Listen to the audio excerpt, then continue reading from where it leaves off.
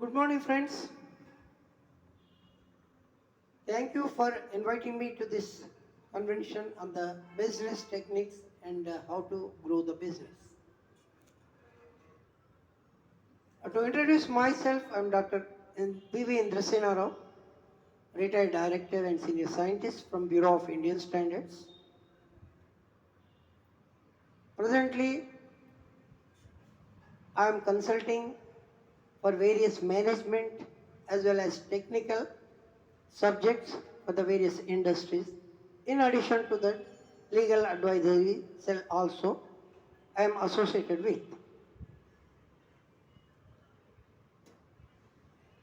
Today, everybody is keen about the business.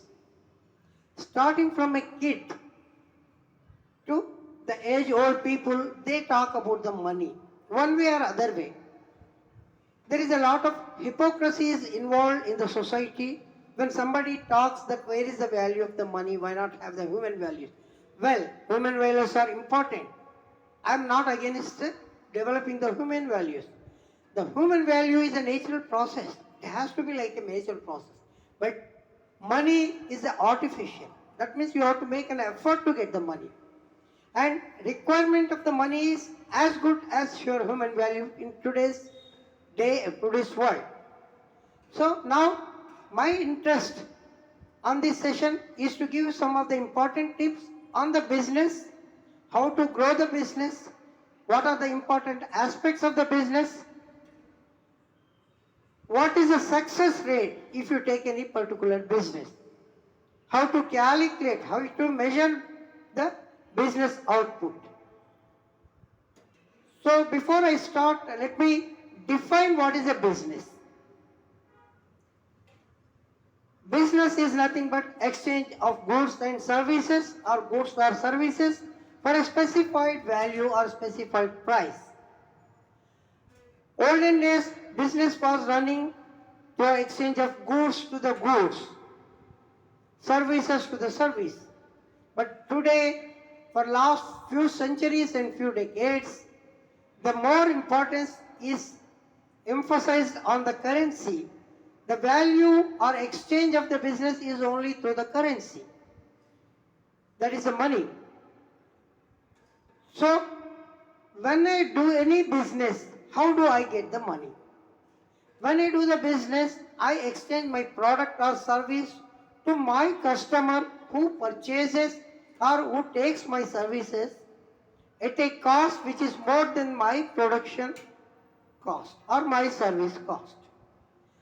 As a business interest person, one always thinks how much extra money he makes out of his production cost or service cost. That is what exactly the value addition he gets through which he earns the money. But think in the terms of a customer. What exactly the customer wants? Customer is also equally interested in getting more services or more value of the production or the product for which he pays the money. He expects something extra. But as a manufacturer, as a service provider, one should understand, is it a straight jacket formula that you are going to give it to the people, to your customer?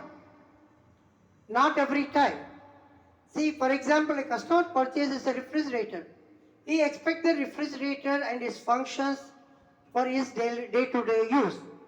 But as manufacturer, you have your margin on the refrigerator and you earn the money.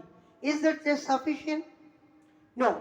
You have to satisfy the customer with little extra accessories. And growth of the business is not a point-to-point product.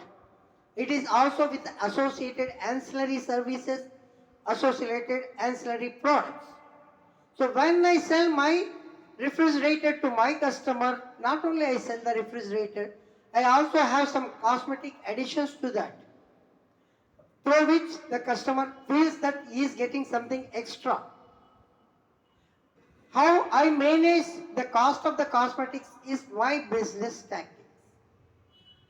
And for customer, he gets the refrigerator with additional features like cosmetics, he will be more than happy. So he is satisfied there with the product. Similarly, the services. You go to a restaurant with the expectation of getting a good food, good, safe and quality food. But are you simply satisfied with that only? You also look for the ambience. You also look for a hygienic conditions maintained there. So as a restaurant runner, as a person who is doing the business of a restaurant, my focus is not to attract the customers to the table, but after they sit, also they spend more time on that. While they order for the food, they also think about anything having extras. So I'll make such a situation the customer is attracted with something else in addition to normal routine food.